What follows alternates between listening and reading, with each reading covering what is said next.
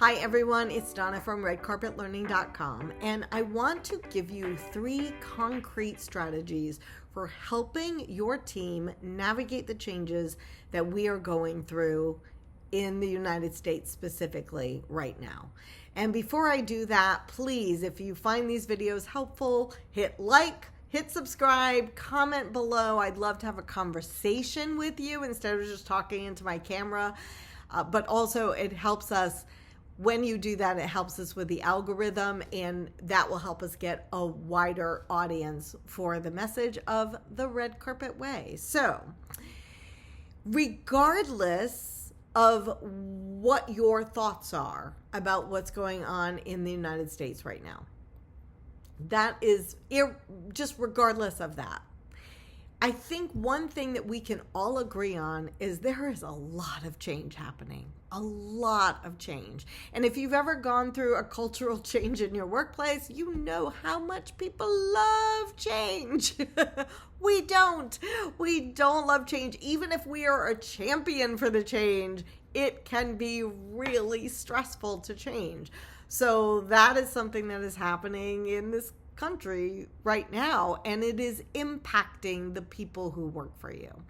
Now, we never want to use what's going on outside as an excuse for not getting your work done. That's not what I'm talking about here. However, I think one of the things that we learned during 2020, the pandemic, is that we can't necessarily separate people's humanity from how they show up at work. Even if they're just going through things at home, it definitely impacts the way they show up at work. And so now we're all collectively going through something.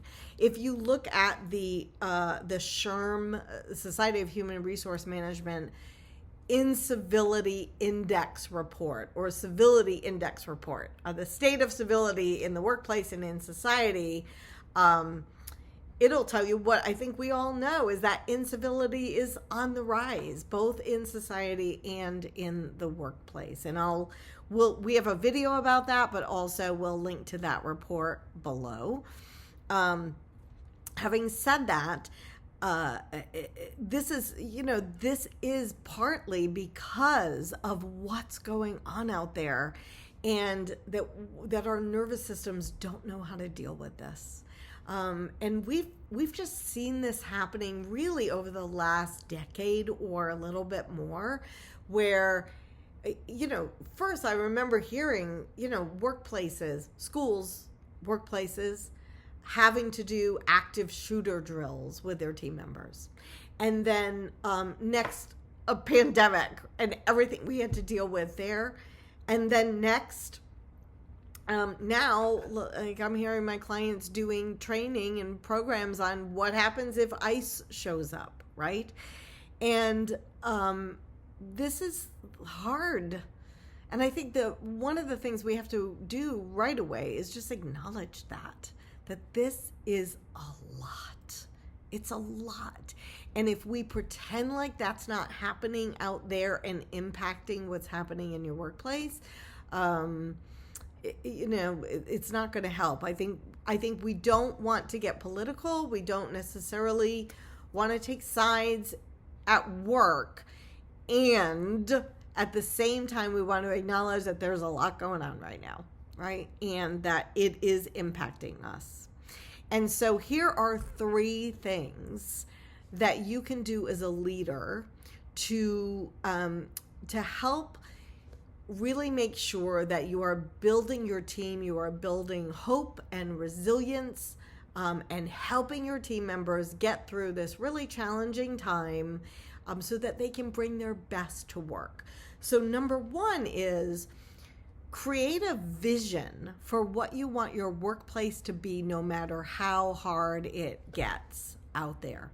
No matter what's going on out there, in our world, this is what we want our workplace to be. This is who we're going to be.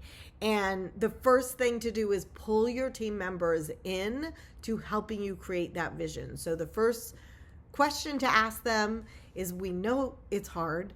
What can we do to better support you so that we can all do our work and focus on our mission while all of this is going on.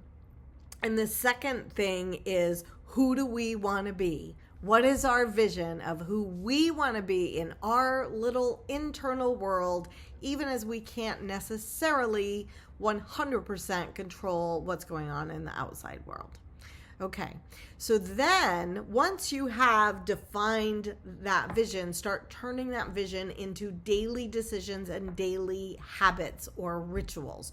So, and start small. So as an example, if you want if you want connections to be deeper, then make space for people to make connections. And I have lots of videos on those kinds of things. We'll link to one of those below, or above, or somewhere, but make the space so that people can feel connected. Or if you want people to feel uplifted at work, maybe you start every team meeting with the question, what are you grateful for today? Or what's your celebration? So we're staying focused on what's good, what's positive. Okay, so that's number 2. Number 1 is pull your team members in and create a vision for your internal world. What do you want your workplace to be, regardless of what's going on outside?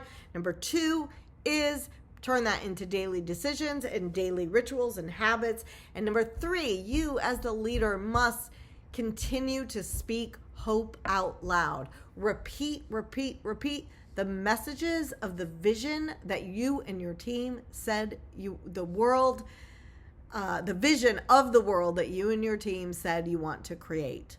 And just remind them that no matter how hard it gets, no matter what's going on outside, that you believe in, say, I believe in us. I believe in the work that we're doing.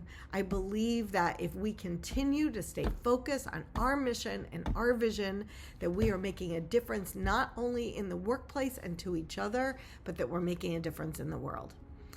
I hope that was helpful. And comment below and let me know your thoughts.